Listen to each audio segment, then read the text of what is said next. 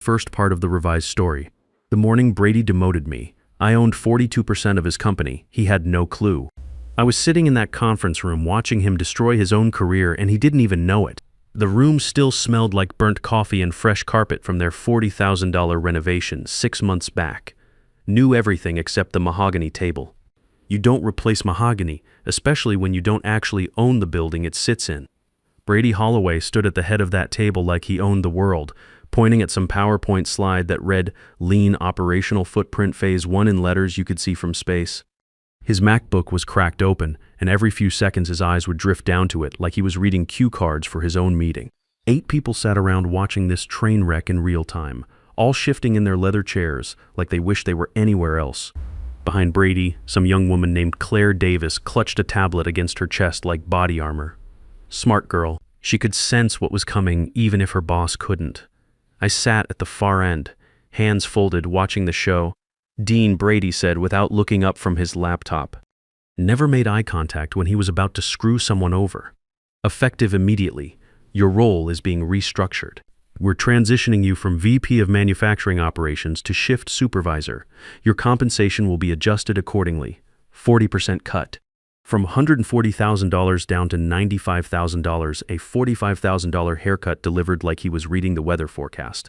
Brady adjusted his silk tie, the kind that costs more than most people make in a week. 28 years old, with manicured hands that had never touched a piece of machinery, never felt the heat from a furnace, never understood what it takes to actually make something real. He'd given himself the title Chief Restructuring Officer without bothering to get board approval. His mother, Victoria, was board chair, so he figured family privilege was authorization enough. I understand, I said. Just 2 words. He glanced up for maybe half a second, then right back to his screen. Took my calm for surrender. Most people do. They don't realize that the quieter a Marine gets, the more dangerous the situation becomes. My name is Dean Anthony Chambers. I'm 49 years old and I've been playing a very long game that just reached its endgame. Spent 8 years in the Marine Corps as a combat engineer, made staff sergeant, did 2 deployments to places where people were actively trying to kill me. My specialty was demolitions, structural analysis, and field fortification. The Corps burned 2 lessons into my brain that saved my ass more times than I can count. First lesson: stay calm when the fuse is burning. You don't rush, you don't panic, you count the seconds and breathe steady. The moment you lose your cool is the moment you make mistakes, and mistakes get people killed. Second lesson: learn to read a room that doesn't know it's already lost. Sometimes the enemy thinks they're winning right up until the charges go off. I've been at Steelbrook Manufacturing Solutions for 18 years. Walked through those doors at 31, fresh off active duty. Started on the foundry floor pouring molten alloy into molds. Same floor they just demoted me back to, which would have been insulting if it wasn't so damn funny. Came to Steelbrook because my Marine buddy Eddie Morrison said they were hiring, and because working with specialty metals made sense to a guy who'd spent 8 years understanding what happens to structures when you apply the right kind of pressure in exactly the right places. Started as a floor worker, learning every piece of equipment by heart. Furnace number 3 runs hot, always has. Furnace number 7 has a pressure valve that sticks when the humidity gets above 60%. You learn these things not from manuals, but from standing next to 2,000-degree molten steel for 12 hours a day, watching, listening, feeling the vibration in your boots when something's about to go wrong. Most people hear a furnace. I learned to hear the differences. Chromium alloy running at optimal temperature has a specific pitch frequency, almost like a tuning fork. When that pitch drops even slightly, you've got contamination or a temperature variance that'll ruin a $50,000 batch. I caught those variations hundreds of times over the years, saved the company millions just by listening. Floor worker to line supervisor in 2 years, supervisor to plant manager in 4, plant manager to VP of Manufacturing Operations 11 years ago. Every single promotion earned by results, not politics. Every year, the same routine. Do the work, skip the office drama, cash the performance bonus, buy company stock. That last part is what Brady and his mother never bothered to check. My wife Linda died 6 years ago. Ovarian cancer that went from routine checkup to 18 months to live faster than anyone expected. She was a high school chemistry teacher who remembered every student's name from every class she ever taught. When she died, the church was standing room only with kids she'd taught decades ago. All grown up, all there to say goodbye. I wasn't there her last week. Line 3 had a catastrophic seal failure in the primary containment housing. Not just a leak, a complete structural breakdown that would have flooded the entire manufacturing floor with molten alloy if it had blown completely. We were looking at $12 million in equipment damage, 3 months of lost production, and possibly some dead workers if that containment wall came down during a shift change. I got the call at 2 a.m. on a Wednesday. Linda was in hospice down to her last few days, but I drove to the plant anyway. Stayed there for 6 straight days managing the repair personally. Oversaw every weld, every pressure test, every millimeter of reconstruction. Slept on a cot in my office, ate vending machine sandwiches, and saved Steelbrook from bankruptcy. Linda died on Friday morning while I was testing the rebuilt pressure seals. The nurses said she asked for me at the end. I wasn't there. I was making sure the company that employed 340 people didn't go under. When my son Jason asked me later why work was more important than being with Mom, I didn't have a good answer. Still don't. But when the quarterly bonus came through for saving the company, I took every penny of that $44,000 and bought Steelbrook stock at the employee discount rate. All of it. If I was going to sacrifice my marriage for this place, I was damn sure going to own a piece of it. Jason was 16 when his mother died. He's 22 now, finishing mechanical engineering at Ohio State. Calls me every Sunday like clockwork. Kid's got more character than I probably deserve, and he's built like his mother, tall, serious, sees right through your bullshit. He still asks me about that week sometimes. I still don't have an answer that doesn't make me sound like a selfish bastard. But I kept buying the stock. Every quarter, every year, for 18 straight years. Most people don't understand how a floor worker ends up owning 42% of a $500 million company. It's not complicated, just requires patience and the ability to think longer term than quarterly earnings reports. It started with a pen. First year at Steelbrook, the founder Harold Gray walked the foundry floor every Friday afternoon. He was 74 then, sharp as a blade, always smelled like cigar smoke and machine oil, not the glad-handing corporate bullshit you see from executives now. Gray actually worked. He'd stop at every station, ask real questions, listen to the answers instead of just waiting for his turn to talk. November of my first year, he watched me recalibrate a pour sequence I'd redesigned to cut slag waste by 12%. I'd been thinking about the thermodynamics, how the cooling patterns were creating inefficiencies. Simple physics, really, but nobody had bothered to question why they'd always done it one particular way. Gray didn't say anything for a full minute, just watched me work. Then he reached into his jacket pocket and pulled out a silver pen engraved with SB Year 1. "Own what you build, son," he said, handing me that pen. "Paper without equity is just paper." Harold Gray died 9 years later of a heart attack in this same building, right there on the factory floor where he'd spent most of his adult life. I kept his pen, and I did exactly what he told me to do. Started with the employee stock purchase plan. Steelbrook offered shares at 15% discount to employees who reinvested their performance bonuses. Most guys took the cash, bought boats, paid off trucks, took vacations to Florida. Can't blame them. When you're working 50-hour weeks in 100-degree heat, that bonus check looks pretty good sitting in your wallet. I took the stock. Every quarter. Every year. Half a percentage point here, full percentage point there. Doesn't sound like much, but it adds up when you're patient and nobody's paying attention to what the floor supervisor is doing with his money. Then came the private opportunities. Over 14 years, 3 different executives retired and wanted to cash out their modest stock holdings. Nothing huge, we're talking guys who'd accumulated maybe 1% or 2% each over their careers. But they needed liquidity, and I needed equity. Tom Whitfield was first 15 years back. VP of Procurement, who wanted to buy a lake house in Michigan. We negotiated a fair price for his 1.8% stake. Cash deal, handshake agreement. Paperwork filed with SEC within the required time frame. Ed Miller came next, 11 years ago. Director of Quality Assurance, same story. Wanted to help his daughter with college tuition. I bought his 2.1% for cash. The big one was Frank Ellis 9 years back. Outgoing CFO who'd been accumulating shares for 20 years. Held about 4.2% total. Frank was getting divorced and needed clean books. I gave him fair market value. Bought the whole block, filed the paperwork. Every transaction documented, every share transfer recorded, every disclosure submitted to the SEC on schedule under the name of the Chambers Holdings Trust. The trust was my buddy Woody Stevenson's idea. Woody and I served together in the same Marine unit, both staff sergeants, both combat engineers.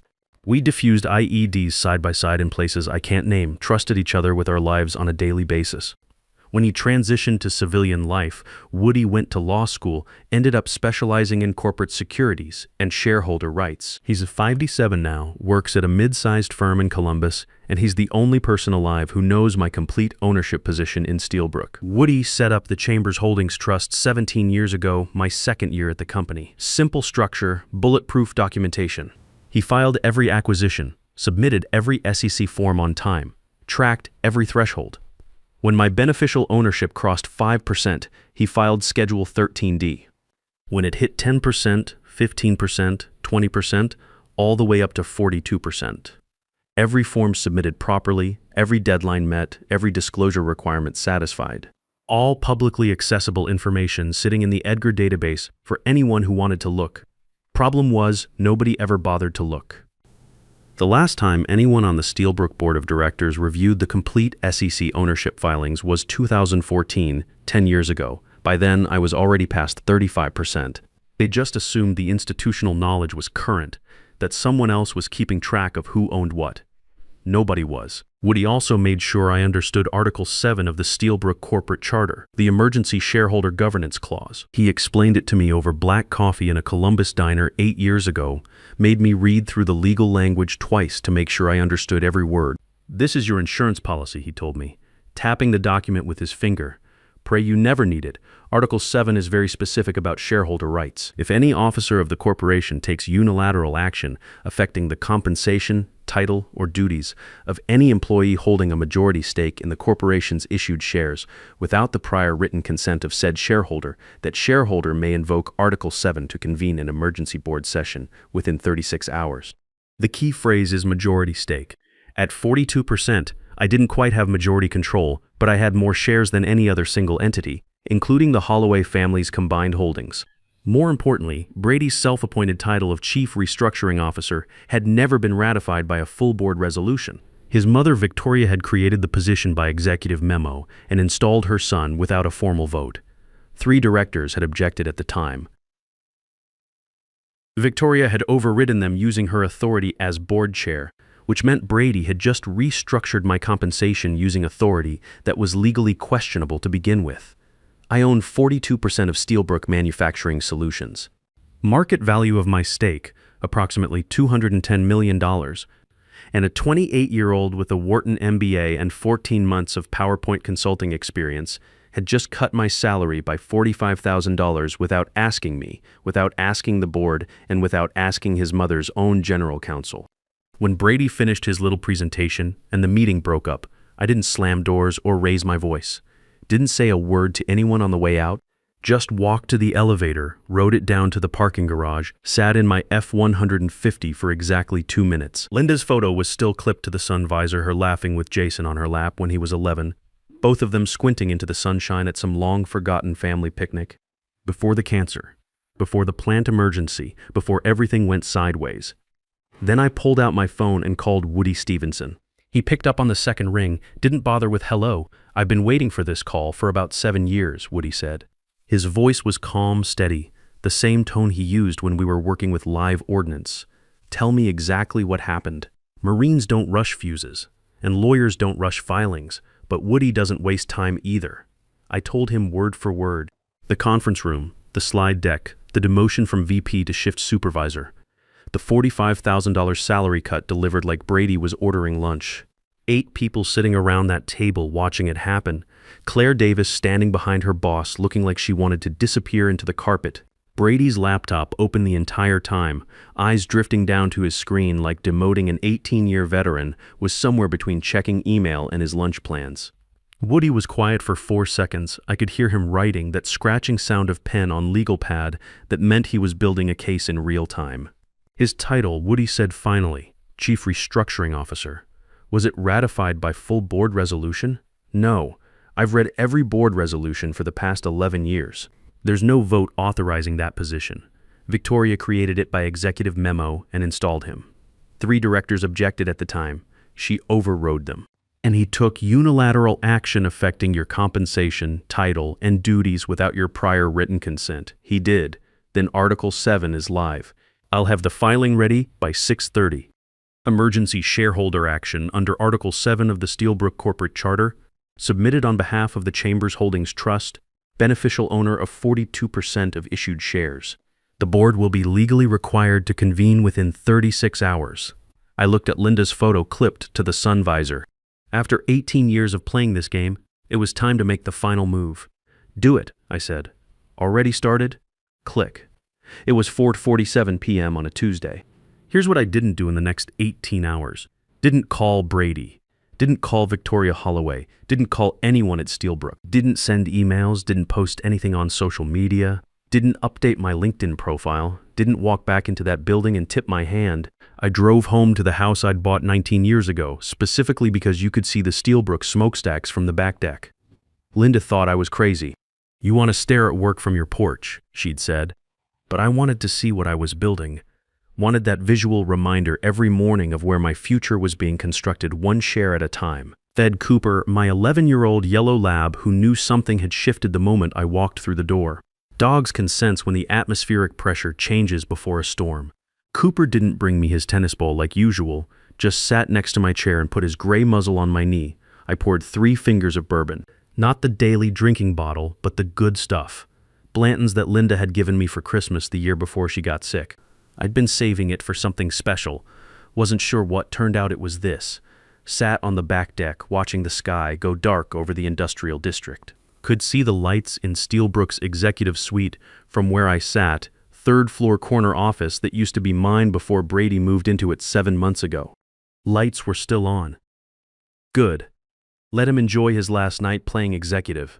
At 6:30, my phone buzzed. Text from Woody, filed, clock's running.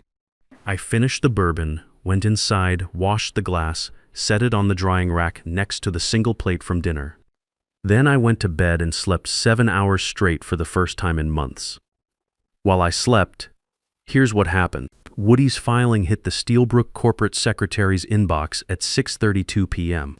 Patricia Walsh, 58 years old, had held that position for 14 years and had never seen an Article 7 emergency filing. She opened the email at 7:15 p.m. while eating leftover Chinese takeout at her desk, read the first paragraph twice, then immediately called Andrew Sullivan, the general counsel.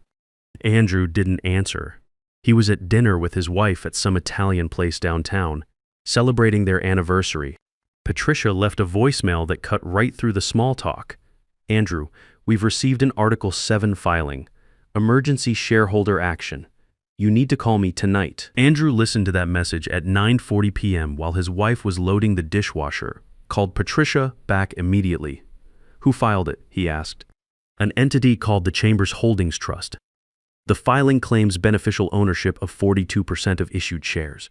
Andrew Sullivan had been Steelbrook's general counsel for 9 years. He was 63 years old, competent, careful, and deeply uncomfortable with what Brady had done to me that afternoon. He hadn't been consulted before the demotion. Brady hadn't asked him, hadn't asked anyone. Just walked into that conference room with a slide deck and a self-appointed title and restructured the compensation of an 18-year officer without legal review. Andrew sat down at his home office computer at 10:15 p.m. and opened the SEC's Edgar database, typed Steelbrook Manufacturing Solutions into the search field. The filings loaded slowly, years of documentation scrolling down his screen. He started with the most recent Schedule 13D amendment, filed 8 months earlier. Beneficial owner, Chambers Holdings Trust. Percentage of class, 42.0%. Then he scrolled backward through years of filings. Form 4s documenting every acquisition, every share transfer, every quarterly purchase through the employee stock plan. Schedule 13D amendments filed every time ownership thresholds were crossed. All of it documented, time-stamped, submitted on schedule. He printed every page. 43 pages total. Andrew's hand started shaking around page 9. By page 22, he'd loosened his tie and opened his collar. By page 38, he'd poured himself something he normally wouldn't touch on a weeknight. By page 43, he was sitting very still in his chair, staring at the wall above his computer screen. The filing was immaculate. Woody Stevenson doesn't make mistakes. Woody builds paper trails the way we used to build field fortifications. Every angle covered, every approach anticipated, every potential weakness reinforced with documentation. Andrew picked up his phone at 11:12 p.m. on a Tuesday night. He had a choice to make. He could call Brady first. Let the kid know what was coming, give him a chance to prepare some kind of defense.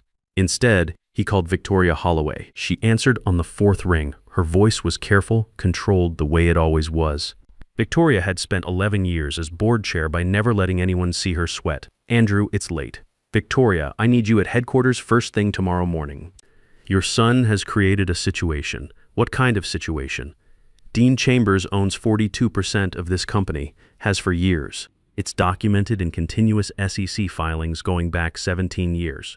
And your son just demoted him without board authorization, without legal review, and without the prior written consent of our largest shareholder. Silence on the line, 5 full seconds of nothing. That's not possible. I'm looking at 43 pages of SEC filings that say otherwise. Victoria, that man owns more of this company than every board member combined, including your family's holdings. Another silence, longer this time. Article 7 has been invoked. Andrew continued. We're legally required to convene an emergency board session within 36 hours. I need every director notified by 8 a.m. tomorrow. I also need to inform you that your son's title of Chief Restructuring Officer was never ratified by full board resolution, which means his authority to restructure anyone's compensation is legally questionable at best. Victoria Holloway didn't speak for nearly 10 seconds. When she finally did, her voice was different, quieter. The control was still there, but something underneath it had developed cracks. Does Brady know? No. Don't tell him, I'll handle this. But she didn't handle it. Because while Victoria Holloway sat in her $2 million house processing, the fact that her son had just kicked a hornet's nest the size of a $210 million shareholding position, Brady was busy making things worse. His Instagram story, posted at 11:47 p.m., showed a glass of champagne sitting on his desk. My old desk, the caption read, Day 1 of the new era, first move made. He had absolutely no idea that the board had already been convened to destroy him. I woke up Wednesday morning at 5:30, made black coffee, fed Cooper, and stood on the back deck in the early darkness watching the Steelbrook smokestacks against the gray sky. My phone was sitting on the kitchen table where I'd left it. Hadn't looked at it since Woody's text. When I finally picked it up at 6:50, I had 14 missed calls. 3 from numbers I didn't recognize. 2 from Andrew Sullivan's office line, 4 from his cell phone, 1 from Victoria Holloway directly, and 4 from Brady. Didn't return a single one. Instead, I poured a second cup of coffee and opened a text from Diana Rodriguez that had come in at 6:18 a.m. Deanna had been a floor supervisor for 12 years, smart as hell, should have been promoted to management years ago if this company gave a damn about merit. Dean, something's happening. Andrew Sullivan arrived at 6 a.m. Victoria Holloway pulled in right behind him. Brady's not here yet. Nobody will tell us anything. But the executive floor is locked down. Conference room A is being set up for a full board session on a Wednesday. I typed back 3 words. Thanks, Diana. She replied immediately. Thursday. Thursday what? I didn't answer. She'd figure it out soon enough. Thursday morning, October 17th, 9:22 a.m. I put on the charcoal gray suit Linda had picked out for me 11 years ago. She'd said it made me look like I owned something important. Navy blue tie, simple knot. Harold Gray's silver pen slipped into my inside jacket pocket where I could feel the weight of it against my chest. Drove to Steelbrook and parked in the main employee lot where the floor workers park their trucks. Been parking in that same spot for 18 years. The building looked exactly the same as always. Limestone facade, glass entrance, smokestacks running behind it like steel fingers pointing at the sky. The Steelbrook Manufacturing Solutions logo was etched into the stone above the main doors, same font Harold Gray had approved back in 1971. Walked through the front entrance at 9:41 a.m. Eddie Morrison, the security guard who'd worked that desk for 16 years, looked up from his monitor and did something he'd never done before. He stood up. Mr. Chambers. Morning, Eddie. He didn't say anything else, but he nodded. The kind of nod that carries real weight. The kind you give a man when you know he's about to change everything. Woody was already waiting in the 3rd floor corridor outside conference room A. Navy suit, black leather briefcase, the same one he'd carried through law school 25 years ago. Scuffed corners, brass clasps, one of them slightly bent from when he dropped it getting out of a taxi in 2009. Woody doesn't replace things that still work. You ready for this? He asked. Been ready for 7 years, then let's go take back a boardroom. Conference room A was the same room where Brady had demoted me 48 hours earlier. Same frosted glass doors, same mahogany table, same $40,000 carpet. But today, everything was different. Today there were nameplates at every seat, and today the room belonged to me. 9 directors were already seated around that table. Andrew Sullivan sat at the far left with a stack of documents thick enough to stop a bullet. Patricia Walsh sat behind him with a legal pad and the expression of someone who hadn't slept in 2 days. Victoria Holloway occupied her usual position at the head of the table as board chair, hands flat on the polished wood surface, face perfectly composed and perfectly gray. At the opposite end of the table from Victoria, there was one empty chair. In front of it sat a brass nameplate that read, Chambers Holdings Trust, Principal Shareholder.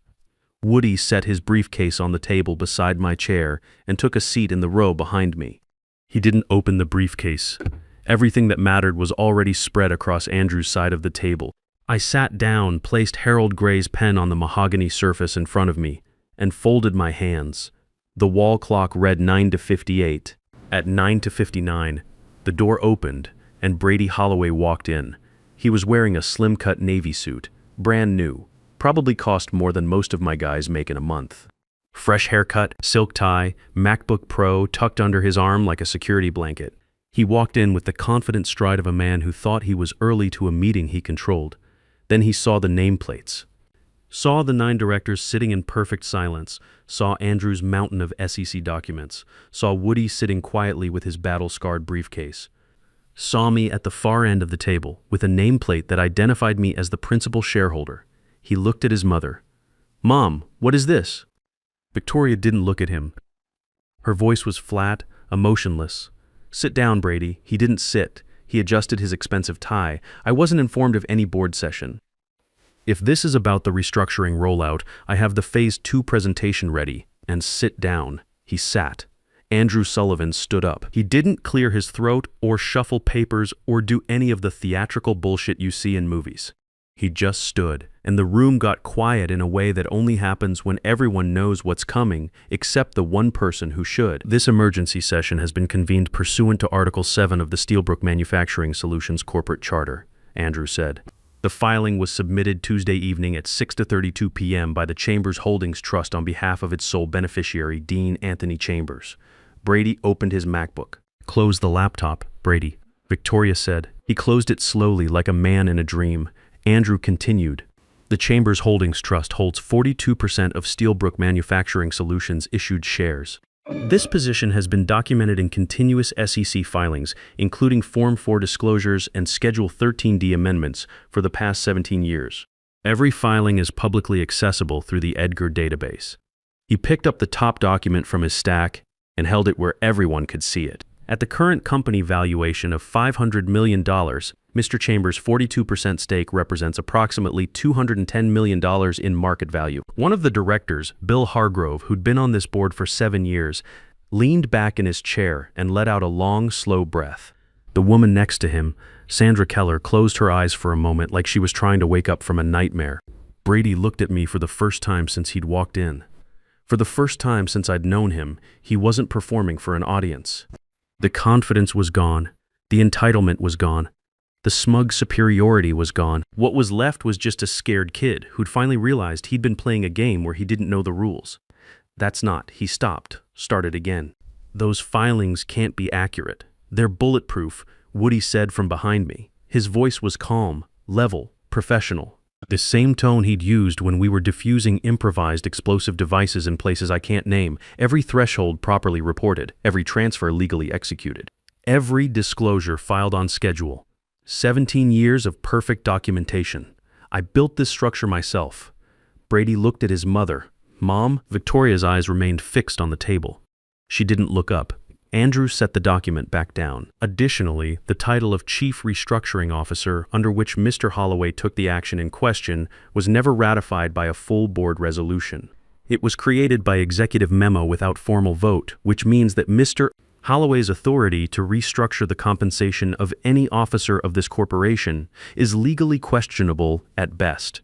Brady's hands were flat on the table now. his face 2 shades paler than when he'd walked in. "This is just a clerical issue," he said, his voice getting higher. "A filing discrepancy. We can resolve this through proper governance review," and Brady Victoria's voice cut through his babbling like a blade. "Stop talking." He stopped. Andrew looked around the table at each director in turn. "A motion is before the board to reverse all restructuring actions taken by Brady Holloway and to remove Mr. Holloway from his position effective immediately. The motion has been submitted by our principal shareholder." He called the vote. One by one, each director stated their position clearly for the record. Director Hargrove, aye. Director Keller, aye. Director Morrison, aye. Down the line it went. 8 consecutive votes in favor. Andrew paused before the final vote. Chair Holloway. Victoria lifted her head for the first time and looked directly at her son. He stared back at her with the expression of a man who just watched his entire world collapse in real time. "Aye," she said. 9 votes in favor, 0 opposed. The motion carries unanimously. Mr. Holloway, your employment is terminated effective immediately. Security will escort you from the premises." Brady stood up so fast his chair rolled backward and hit the credenza behind him. He looked at me one last time. "You sat there Tuesday," he said, his voice cracking slightly. "You sat right there and said you understood." I met his eyes. "I did understand, Brady. Better than you ever will." The door opened. Eddie Morrison walked in with a second security officer. Eddie's face was professionally neutral, but I'd known him for 16 years, and I caught the tiny smile at the corner of his mouth. Brady looked at his mother one final time. She was staring at her hands. He walked out between the security guards without another word. The board meeting continued for another hour. They voted unanimously to appoint me interim CEO pending a formal review. My compensation was restored and restructured upward. Within 30 days, they approved an $18 million special dividend.